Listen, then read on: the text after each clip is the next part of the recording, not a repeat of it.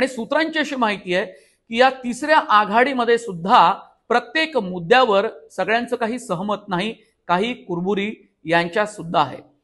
पण एक वेगळी ताकद देण्याचा जर प्रयत्न केला तर ती ताकद महाविकास आघाडीला निकालानंतर पूरक ठरेल किंवा निवडणुकीत सुद्धा किती महायुतीला ठरेल याचा जर आपण विचार केला तर बच्चू कडू हे एकनाथ शिंदे यांच्या जवळचे म्हणूनच ते शिवसेना फुटल्यानंतर ज्या काही अपक्ष आणि छोट्या पक्षांनी साथ देण्याचं एकनाथ शिंदेंना आश्वासन दिलं त्यात बच्चू कडू हे अगदी अग्रस्थानी असल्याचं आपल्याला पाहायला मिळालं।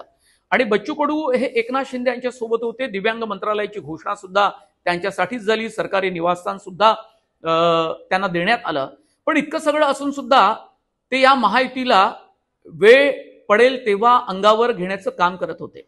आताच्या घडीला बच्चू कडू काय म्हणतात की काँग्रेस आणि भाजप हे शेतकऱ्यांना लुटणारे दोन लुटारू पक्ष आहे आणि त्यांना उखडून फेकण्याचं काम या निवडणुकीमध्ये आम्ही करणार आहोत।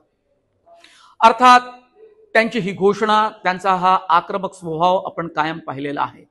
पण तरी सुद्धा महायुतीमध्ये न राहता महायुतीच्या बाहेर पडून त्यांनी एक वेगळी राजकीय आघाडी या निवडणुकीमध्ये निर्माण करण्याचं महत्त्वाचं काम केलं, त्यात त्यांनी पुढाकार घेतला।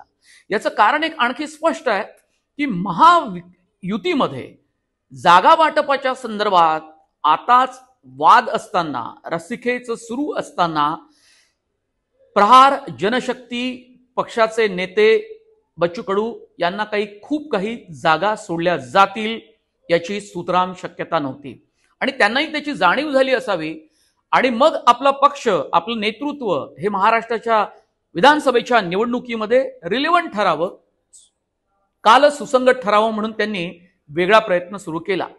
आणि लोकसभेच्या निवडणुकीत तर त्यांच्या उमेदवारानं महायुतीच्या उमेदवार नवनीत राणा यांना पाडण्याचं काम केलं आणि त्याचा त्यांना संतोषही आहे।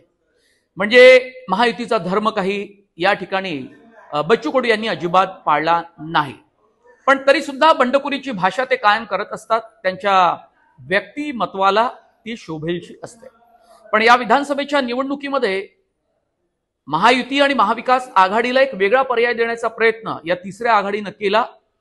या आघाडीला नेमके महाराष्ट्रामध्ये उमेदवार कोणते असतील, कोणते मिळतील, त्यासाठी ते नेमकं काय करतील। आधीच शरद पवार गटाकडे काही नव्या दमाचे कार्यकर्ते वेगवेगळ्या पक्षातनं जाण्याचा प्रयत्न करतायत, ज्यांना विधानसभेची तिकीट महायुतीकडून मिळू शकत नाही। भाजप किंवा शिंदे आणि अजित पवारांच्या गटातून त्या उमेदवारांनी शरद पवार गटाकडे जाण्याचा प्रयत्न केलाय।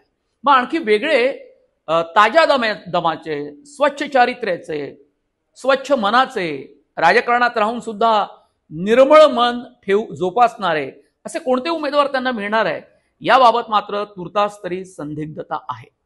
पण तिसरी आघाडी ज्यावेळी निर्माण झाली महाराष्ट्रामध्ये अलीकडच्या काळामध्ये ती काही फारशी यशस्वी झालेली नाही।